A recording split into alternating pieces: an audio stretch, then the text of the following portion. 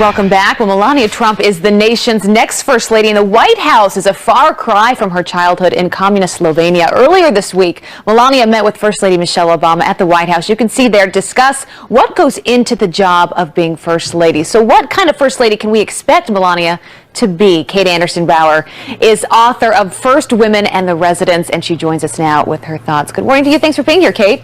Thanks for having me. So let's first start with Melania's story, because this, you could argue, may be the most dramatic, most interesting story of any First Lady we've seen yet in the White House.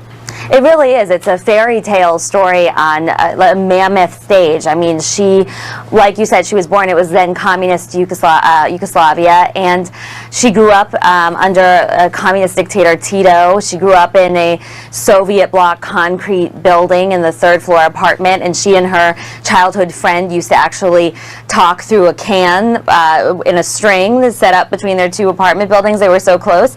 And I mean, it was a fairly humble childhood. Her father was a member of the Communist Party, and she moved to New York. She embarked on this big modeling career in Europe, moved to New York, met Donald Trump through a modeling agent at the Kit Kat Club in New York, and from there, it's an incredible story. You know, they had this $1 million wedding. She wore a $100,000 Christian Dior wedding gown. So it is a fairy tale, and I don't think we've seen anything this dramatic, even going back to someone like Jackie. Well, there's no denying she will bring a ton of glamour and some beauty and class into the White House. She has said before that she'd like to be like a Betty Ford or a Jackie Kennedy type of First Lady. Who do you think she'll be like, having studied the history of First Ladies in the White House?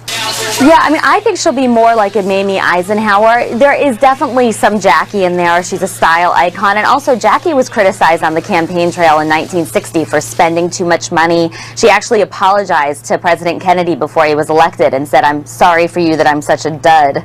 And of course, when she became First Lady, you know, she was a style icon that women around the country idolized. And I could see something similar with Melania, where, you know, those tweets at the beginning where she, you know, said, "I'm off to my summer residence," and this is back when he announced back in June of 2015.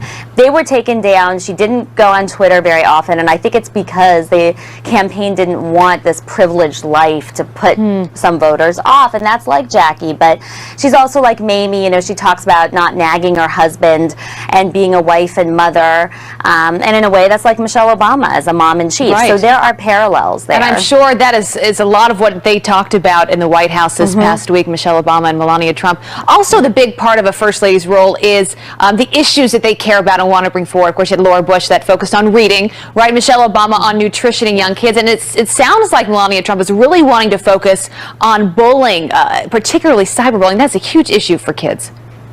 It is, and of course that kind of later opened to some criticism that, you know, her husband engages on Twitter a lot too. I think that she would be wise to pick an apolitical issue, children's charities, maybe cyberbullying. She announced that that's something she's interested in, but history dictates what these women do. I mean, Laura Bush came into the White House and then 9/11 happened, and then she began this outreach to Afghan women that was very successful. I mean, she was the first Lady to deliver the presidential radio address, so people forget that about Laura Bush, and I think history will really determine what issue Melania Trump takes up. You think we'll see her out there a lot on the stump? Obviously, Michelle Obama is everywhere. We see her speaking all the time. Are we going to see that as much with Melania? I don't think so. I mean, she only did 2 public speeches this last during the campaign. I think she's even more private than Michelle Obama is, so I don't anticipate that. I mean, her focus is transitioning Barron, who's just 10 years old, the youngest son we've had in the White House since JFK Jr. It's pretty incredible. And family first, always. We will see a new chapter from Melania Trump. Katie, good to see you this morning. Thanks for being here. Good to see you, Abby. All right, while Melania gets ready to become First Lady, Donald Trump is very close to filling part of his cabinet. We are live in Washington with the imminent decision.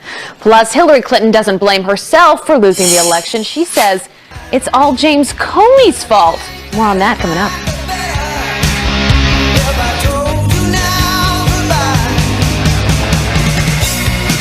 Live to Washington, D.C. to explain